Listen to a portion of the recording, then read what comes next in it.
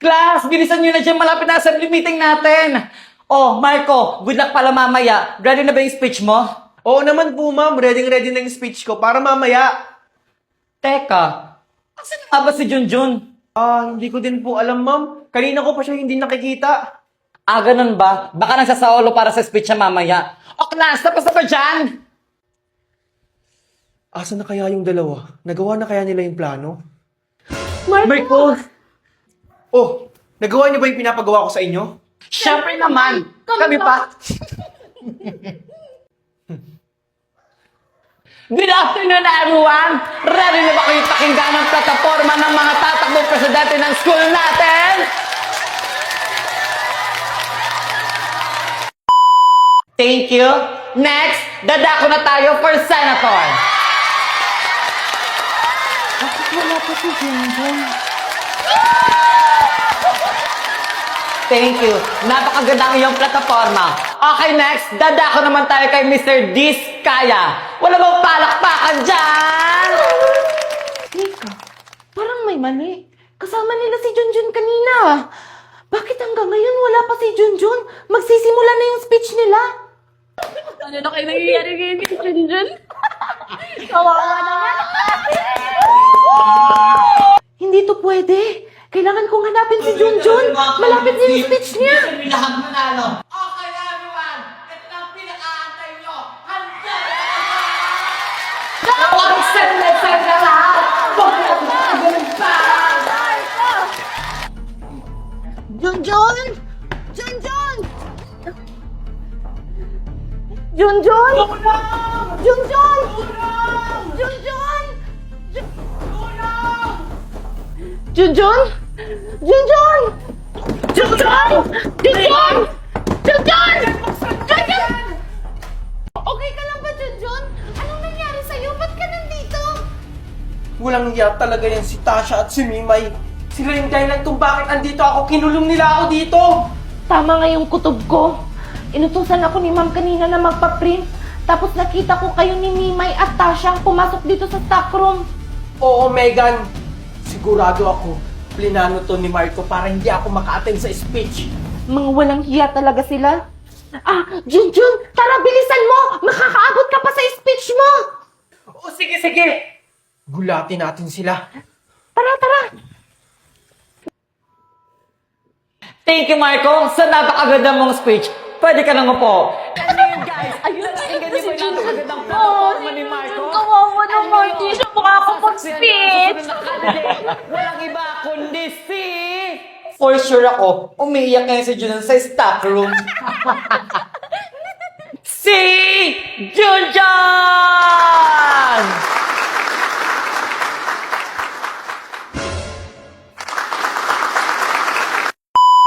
Wow! Hindi rin talaga magpapatalo din si Junjun. Napakaganda ang kanyang plataforma. Dahil dyan, guys, palakpakan naman kayo dyan! Paano nangyari yun? Tasha, paano nangyari nakalabas si Junjun sa stockroom? Hindi ko din alam, Mimay. So bago tayo magtapos sa ating assembly meeting, batiin mo natin sila ng good luck and congratulations sa lahat ng candidates. Marco! Si Junjun nasa ibang bansa na pala? Ano? Ikakakita ko lang sa kanya kahapon. Tingnan mo yung story niya, oh! Nasa snow siya! Wow! Baka edit lang niya yan. Hindi! Totoo yan! Marami siyang story na ganyan! Tsaka hindi ko na siya nakikita ngayon! Kakasabi ko lang sa'yo, di ba? Na nakita ko siya kahapon. Baka namalikmata ka lang, nasa ibang bansa talaga siya! Nasa kanila Nasa nga ibang eh. bansa! Nasa kanila. Nasa ibang bansa! Megan, bakit kayo nag-aaway? Junjun? Ikaw ba yan? Punto ka ba? Di ba nasa ibang bansa ka? Ano ka ba? Junjun yan. Ayaw mo kasing maniwala. sinasabi niyo? Maniwala. Multo yan! Nakita ko sa story niya nasa ibang bansa siya! Anong sinasabi mo, Megan? Ako to, si Junjun, Megan! Disturb! Para magising ka. Nananaginip ka lang yata. Eh kasi, yung mga story mo may snow! Di ba sa ibang bansa yun? Ay, nako, edit ko lang yan sa CC app. CC app? Oo, hindi ka na mahirapan mag-edit kasi si CC app na ang bahala. Open your CC app at mamili ka lang kung anong gusto mong ipagawa kay CC app. Homework, edit image, translate at marami pang iba. At ito guys, mag-edit ako ng picture natin na kunwari nasa beach tayo. O diba, ilang segundo lang lalabas na yung result. Boom! O diba, parang makatotohanan. At kung may mga research naman kayo dyan, si CC app din ang makakatulong sa inyo. Wow! Ang galing naman yan! Hindi na ako mahihirapan sa schoolworks ko at mag-edit. Yan! Perfect! May pa-prank na ako sa mga classmates ko! Oh, alam mo na yung gagawin dyan, Megan. Ako na bahala dito kay Marco. Babay, Marco. Dito ka muna sa stock room nang maranasan mo yung ginawa mo sa akin. Ikaw mo ka! Ano ka? Masaya ka? Ang ka? Sinasabi ko nung baba, may plano ka! Yan ang napapagay sa'yo. Oh, Megan! Parang kinakawawa mo naman si Tasha. Lumalaban eh! Sa'yo, Megan. Sa'yo, tali mo na yan. Kawawa ka naman, Tasha. Ngayon, ipaparanas ko sa'yo ang mga pinaggagawa mo dati sa akin.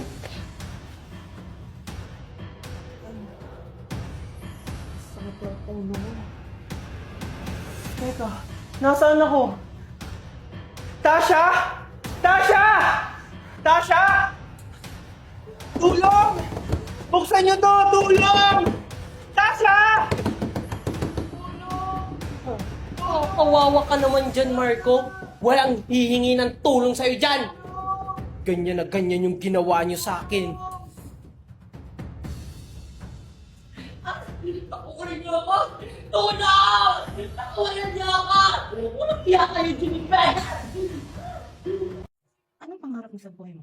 Ha? Itatanong ko to sa kanila. Marco! O ano yun, Megan? Anong pangarap mo sa buhay mo? Ha ako? Maging businessman. Ikaw, Tasha, anong pangarap mo sa buhay mo? Ako, mag-shopping na mag-shopping sa mall. Ikaw, Junjun. Ako? Yung mga pangarap nyo, natupad ko na! Oo, maglaro lang kayo ng Dream Factory sa WePlay! So, ito yung bagong laro guys sa WePlay na Dream Factory. Nakakala mo ba ay ikaw ang may-ari ng shop na to? Na ito guys, na Dream Factory ay nagbebenta ka ng mga damit na parang sa mall. Talaga? Ayan guys, ayan. Ito guys is makikipag-deal yung customer na kung magkano. At ito guys, pagkatapos niyan is isisiwing na siya. Gagawin na siya, paplansyahin, tapos i-repack at ibibigay sa customer. Ganun lang guys na anhin mo yung ikaw ang may-ari. Ang galing. At pag natapos mo yun guys, yun ikaw na magpapaganda sa iyong shop. Siyempre para maraming bumili. Ang galing, wow. Ayan guys, at nag-hide na ako dito kasi kaya ko na eh. Maraming bumibili. Maganda yung ano kung ganyan guys. O diba? So ayan guys, tuloy-tuloy lang ang trabaho natin at para tayo ay makapag-hide at makapagpahinga. Ayan guys, pag natapos natin, hide naman tayo ng iba na taga-tahi, taga-plansya na at tayo yung nakaupo na lang. Hindi nga, totoo yan. Ayan guys, magbabago tayo ng damit para naman ay bago yung ibenta natin. So hanggang sa dumami yung ibenta natin guys. Ganun lang. Ano pang ginagawa nyo? Ilaruin nyo na tong Dream Factory sa WePlay. Huy! Sige, galing mo. Wow. Oh, gising ka na pala, Tasha! Walang hiya ka, Junjun! Pakawalan ako dito! Ano ako, tanga para pakawalan kita? Tasha, nung tinali mo ko, naawa ka ba sa akin? Di ba hindi? Pues ngayon, ikaw naman yung magmamakaawa sa akin. Hindi pa tayo tapos, Megan! Pagbabayaran mo to! Talaga ba? Saan mo manhimik? Anong babitaan mo? Di ba? Ganitong ginawa mo sa akin. Kaya pa ba? Megan! Kulang pa yan. Dapat ganito, oh. Mga walang hiya talaga kayo! Pagbabayaran niyo itong dalawa! Anong kabayaran pinagsasabi mo? Tandaan mo, ito yung kabayaran sa mga ginawa niyo sa amin. Oops! Nag-uumpisa pa lang kami. Di ba, Junjun? Unang kabahan, Tasha. Hello! Anong gagawin ko? Gutom na ako.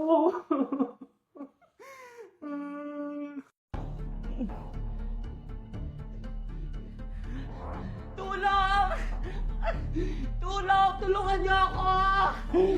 Ay, buti na lang hindi traffic. Madami pa naman ako gagawin sa office namin. Teka, ba't parang may sumisigaw sa stock room? May tao ba dyan? May tao! Tulong! Tulungan niyo ako dito! Tulong! Alam mo, humingi ng tulong!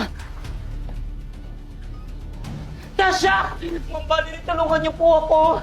Ano nangyari sa'yo? Tinali po ako dito. Diyos ko, kung bata ka. Tasha, ano nangyari sa'yo? Sino gumawa sa'yo yan? Basta po, ma'am. Thank you po, ma'am, dahil dumating po kayo. Walang anuman. Ang importante, ligtas kayo. Okay lang naman po ako. Buti na lang po dumating po kayo. Ma'am, si Marco po nasa taas nakakulong. Ha, ano? Si Marco? O sige, dyan ka na. Sige po, ma'am. Marco? Marco! Tao? Tulong! Tulong! Marco!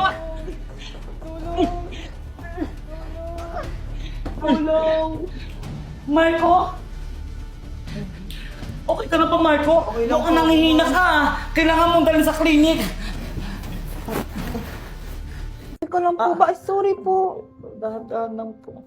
Sino gumawa sa inyo yan? Para ma-report natin sa pulis.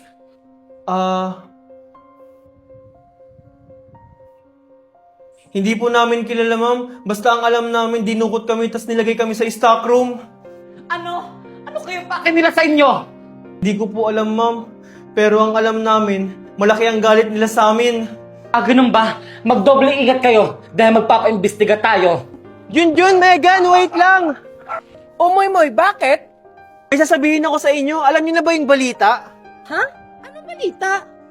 Ano ba naman yan? Yung about kay Tasha at kay Marco. Oh, anong meron kay Marco at kay Tasha? Nabuntis pa ni Marco si Tasha? Joke lang.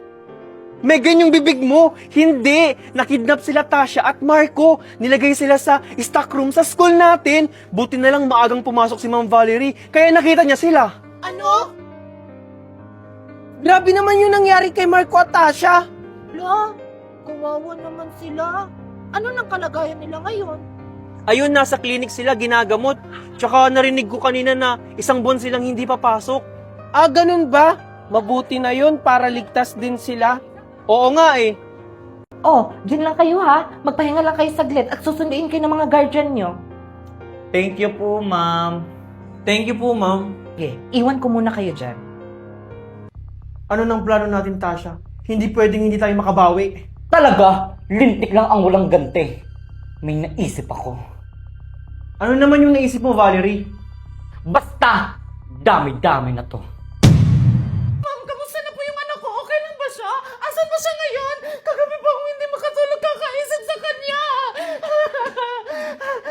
Wag na po kayo magpanik, mami. Okay na po yung anak nyo, nasa klinik na po. O sige po ma'am, pupuntahan ko na po yung anak ko sa clinic. Sige po, mag-iingat po kayo. Marco?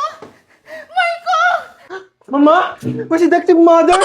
Oh anak, this is me! Your seductive mother! Anak ko, okay Buti pa siya dito mami niya. Pero ayoko na mag-ganyan, mami. walang masamang nangyari sa'yo.